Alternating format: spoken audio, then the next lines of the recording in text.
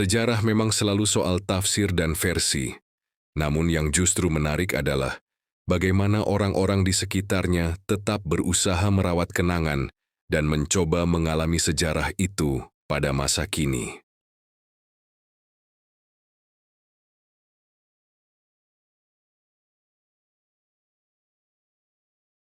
Di episode kali ini akan kita ulas tentang situs makam Cengklik.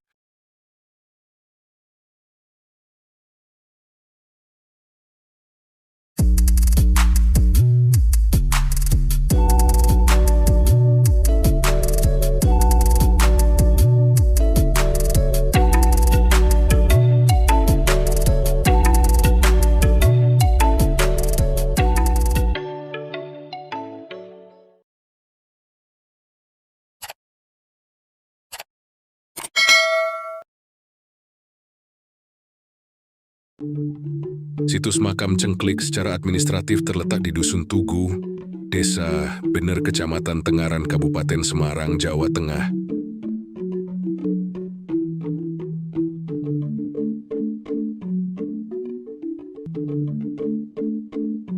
Makam Cengklik merupakan makam umum yang diperuntukkan untuk warga Dusun Tugu, Karangbalong, Kadipurwo, Krajan, dan Bener.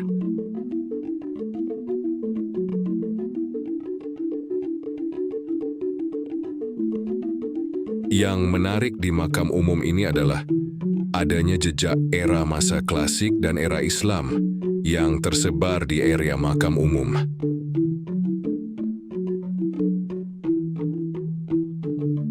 Jejak era masa klasik yang antara lain balok-balok batu andesit, kemuncak pagar, kemuncak mercu, batu berornamen, batu berelief, batu ambang, dan lain-lain. Batu-batu tersebut sebagian besar dimanfaatkan untuk nisan dan pembatas makam. Sisanya tergelak di area makam.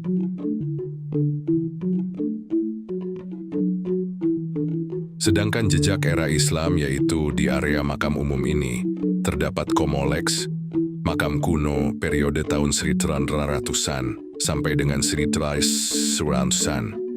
Makam kuno ini memiliki langgam nisan yang bervariasi.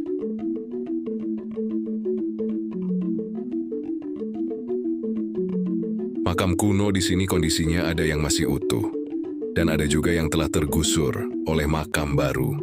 Makam kuno yang masih utuh sebagian besar tak terawat.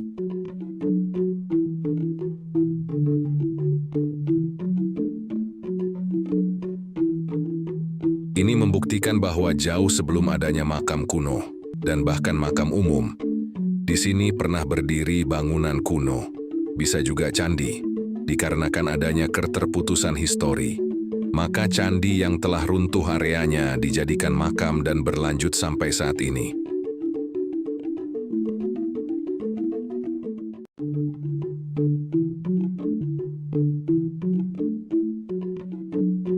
Di area makam ini juga terdapat makam seorang tokoh penting yang ikut andil dalam perjalanan sejarah Kerajaan Demak di Pajang.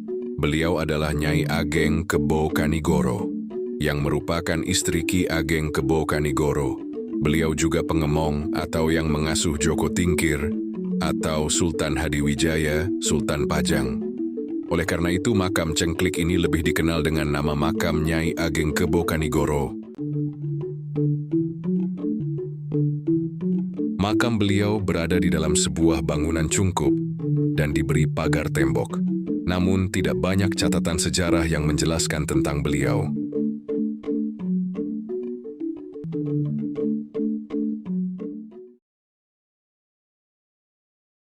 Dari sekian banyak karya sastra Jawa klasik, ada satu yang berjudul Babad Jaka Tingkir.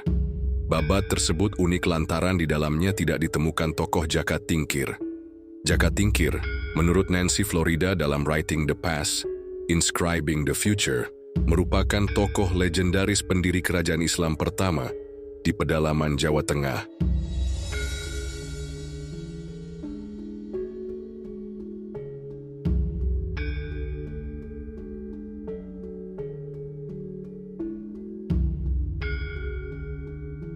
Ia berayah Ki Kebo Kenanga yang berasal dari wilayah Pengging dekat Boyolali.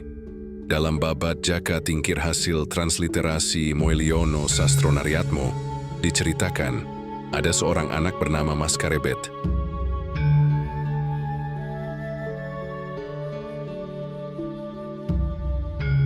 Ia merupakan anak dari Ki Ageng Pengging dan keponakan dari Ki Ageng Tingkir.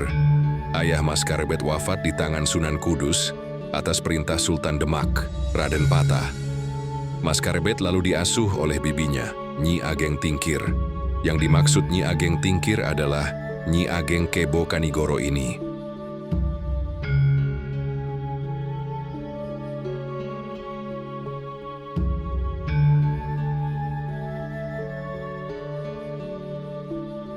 Kendati tidak dituliskan secara pasti bahwa Mas Karebet adalah Jaka Tingkir, kemungkinan kedua nama itu adalah orang yang sama dapat dipastikan dari tempat Mas Karebet hidup. Ada cerita tutur mengisahkan bahwa para penguasa Pajang merupakan keturunan dari para penguasa Pengging.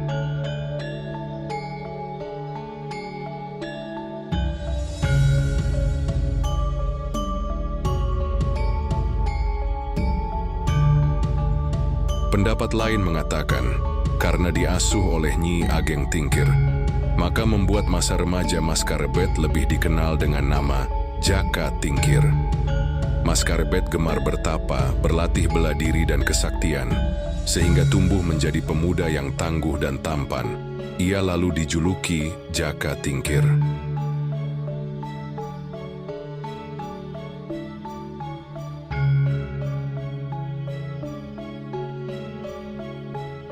Guru pertamanya adalah sang ayah Ki Ageng Kebo Kenongo dan sang kakek Jaka Sengara Pangeran Andayaningrat Ki Ageng Pengging Sepuh.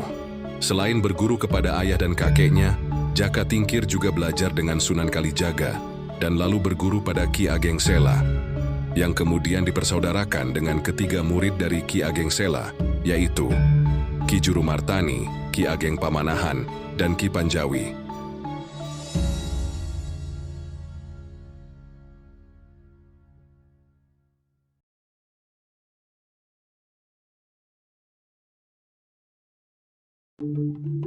Jaka Tingkir kemudian berguru pada Ki Ageng Banyubiru atau Ki Kebo Kanigoro, saudara tua ayahnya, kakak mendiang ayahnya. Dalam perguruan ini ada murid yang lain, yaitu Mas Manca, Mas Wila, dan Ki Uragil.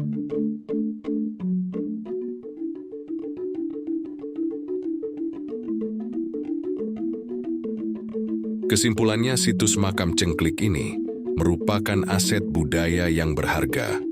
Semoga informasi ini bermanfaat bagi masyarakat dalam memahami dan melestarikan warisan Nusantara.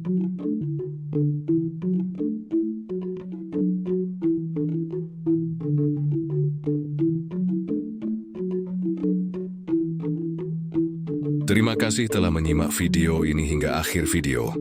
Sampai berjumpa kembali di episode berikutnya.